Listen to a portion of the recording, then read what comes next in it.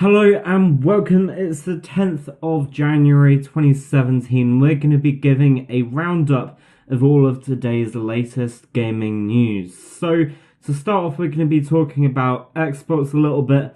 Xbox One has a backwards compatibility program and quite a few games have just launched on there, including Strania, The Splatters, Scrap Metal, Ghostbusters, Dragon Age Origins, Battlefield Bad Company 2, and Battlefield 3 are all coming to Xbox One backwards compatibility today, which is pretty cool.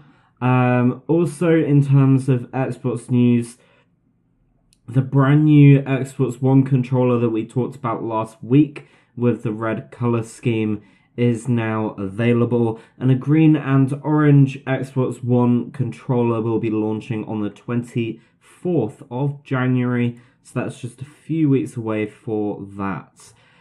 Moving on to our second story of the day, we're going to be talking about Final Fantasy. Final Fantasy 15 has been fairly successful, and since its launch on the 29th of November has shipped 6 million units, and that includes the digital copies as well. The in-game event Moogle Chocobo Carnival will be available for a limited time from the 24th of January. You should already have access to that event if you have downloaded the first DLC. So, pretty impressive sales statistics for Final Fantasy 15, and also a bit of free DLC content as well for you guys. Our next story is going to be talking about the PlayStation 4, following on from a few similar announcements from Xbox this month. On the 24th of January, we will be getting a brand new variant of the PlayStation 4.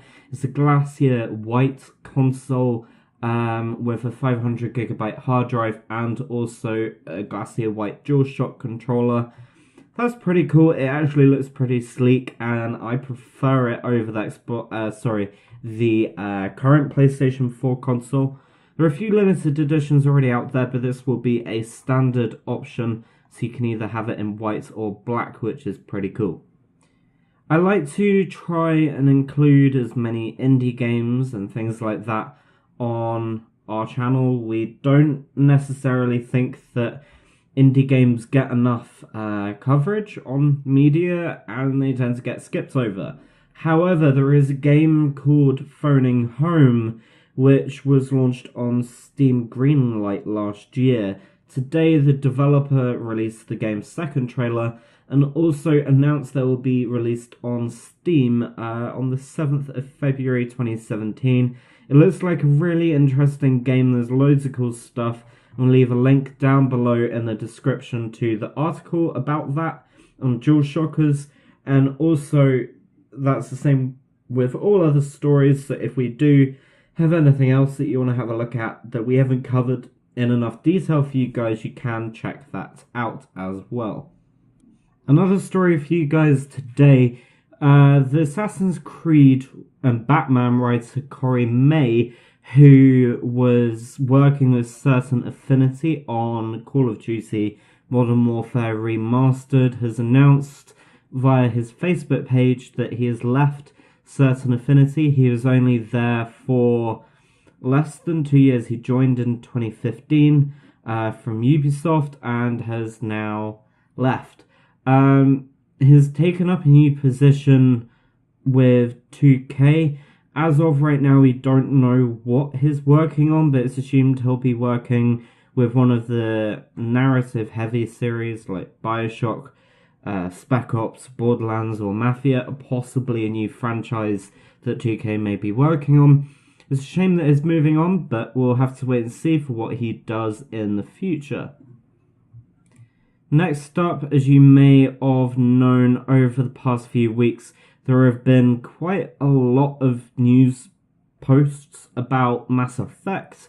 Mass Effect is coming out towards the end of March, and because it's such a close release window to when the release date got announced, there's so many bits and bobs flying around the internet, and a multiplayer beta test, which was announced back in November, we'll be hearing about by the end of January, which is pretty cool news.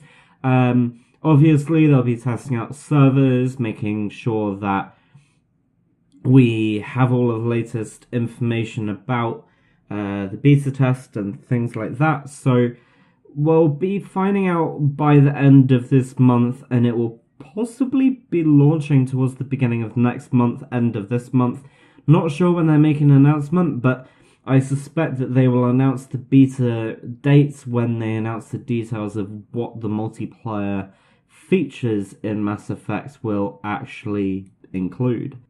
As I just mentioned, Mass Effect is in the news a lot at the moment. Another story related towards the previous one, which is multiplayer focused.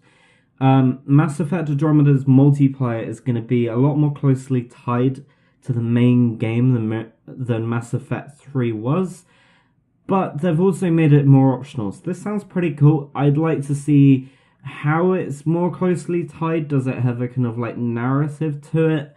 Is there a story behind it, but a story that doesn't really affect the main storyline?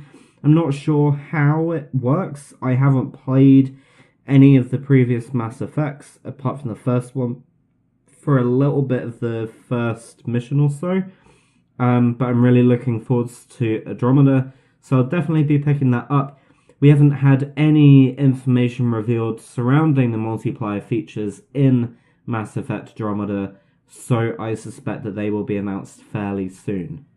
A game that's been supported fairly well over the past 3, maybe 4 years is GTA Online. GTA Online has had a brand new car added to its variety of different vehicles and homes that you can buy, and the Progen Italy GTB Custom is now available, and I believe it's also the most expensive car, coming in at approximately 1.2 million on the Rockstar Benny's Motorworks store kind of thing. So that's now available from Benny's Original Motorworks. It looks really fast, reminds me of Connor Sagan. So yeah, that'll be pretty cool. They've also had weekly sale items, so 25% more GTA dollars on vehicle export, 20% off vehicles special warehouse renovations, 50% off grenade launchers, 25% off engine performance upgrades, 25% off body armor, ammo throwables, and explosive weapon ammo, and finally 25% off all masks. And also, what was announced alongside this blog post was a brand new customization option, where you can now customize your vehicles in the garage, which you can add onto one of your hotel kind of like company properties, which sounds pretty cool. I've not touched GTA really for quite a while now. I've popped in every now and again. I've not really played it recently, but it's nice to see that they're still supporting the game even so long down the line. Like, it was released in September 2013. So yeah, it's pretty cool that they're still supporting it, but content is running a little bit dry. If you're a Twitch broadcaster or enjoy watching Twitch and want to meet some of your favorite creators, Twitchcon 2017 has been confirmed and officially announced today by Twitch. It will be running from the 20th to 22nd of October and will be taking place in the Long Beach Convention and Entertainment Center in the suburbs of Los Angeles. It's a pretty cool show, loads of Twitch creators getting together with fans, a few game announcements, loads of competitions, and meet and greets and things like that. So if you're up for that kind of thing, TwitchCon has officially been confirmed, and start saving up to get some tickets, because from memory they sell out pretty quickly and also are fairly expensive. But it's the third show, so it's pretty good. It's still going, and last year was probably one of the biggest shows yet for something of this type. Like, there were quite a few reveal streams. It was packed from what you could see on the Twitch live streams. Loads of meet and greets and looked really cool. So yeah, TwitchCon 2017 confirmed for October. If you remember our show from the other day, you may remember that Halo had a Mega Bloks type game in development, and Microsoft has actually come and confirmed that that game was in development by the Halo director Bonnie Ross. It was codenamed Haggard and was in development as an exploratory project that never went past the prototype stage. This was available, this was prototyped on Xbox 360 and was quite a few years ago. As you can see in the gameplay, which was released a few days ago, it contained elements of action, exploration, and user creativity. So it looked like a cool prototype, but there were lots of fun ideas and inventions behind it, but nothing will be happening anytime soon. It was in development with the now shut down studio N-Space, and is one of several Halo games apparently that were prototyped but never released. So yeah, if you do want to read more about that, I will leave the link down below in the description to the article on GameSpot. So a patch note has been released for Pit People. Pit People will be launching on early access programs on Xbox and Steam on January the 13th, so not too far away. And they've added quite a few bug fixes, they've moved around some bits of the UI, added new customization options, moved menus about, changed music, added music. So they've done quite a few significant changes in this patch. Not many people will have been able to get their hands on it just yet, but it's nice to know what has changed since they originally have had some content for the game released and things like that. So, moving on to another story, Gears of War 4 is getting loads of new content in its January update. There's a brand new map coming through, which is called Blood Drive and Clock Tower. Both of those will be coming through as reimagining for Gears of War 4. They're originally taken from Gears 2 and Gears 3. So it's pretty cool that they're having new maps coming through, reinvented, new features. They've been working through new community features like quit penalties and things like that, matchmaking improvements, spectator mode improvements, loads of cool stuff coming in this patch with a few new Series 2 collection stuff. So they've got animated weapon sets coming through, static weapon skins coming as well, loads of in-game cards, and in fact 280 in-game cards. That's quite a lot. Wow. So yeah, do check out the update. I believe it's launching today or coming soon. A few new enhancements to the season pass as well. Our final story for the day. For Honor, the medieval sword fighting game, which is running on a peer-to-peer network, which quite a few people were worried about, is going to be having a closed beta. Now, this is running from the 26th of January until the 29th of January, and you will be able to play on PS4, Xbox One, or PC. You'll be able to try out the 3 factions and engage in a brutal combat online. The worrying thing about this is that the game launches on February the 14th, and this is going to be a closed beta, so it probably means no gameplay will be released. It means that servers won't be tested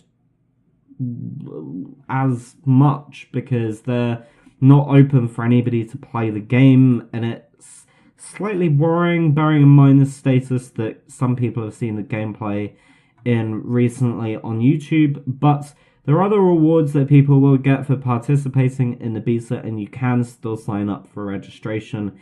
If you do want to take part, you'll receive a code to play the game. So yeah, There's a link down below in the description to all of the articles covered in today's show. I hope you found it useful, and if you do have any questions, any suggestions on improvements for the show, or anything like that, do let us know on Twitter at OfficialGMYT, or you can also let us know on our Discord server, which will be linked down below in the description. If you want to support the channel, you can through Patreon. It's not compulsory, but it would be greatly appreciated if you do so. So that's all of the stuff that we've got for you today. It's the 10th of January 2017, and we'll be seeing you in tomorrow's episode.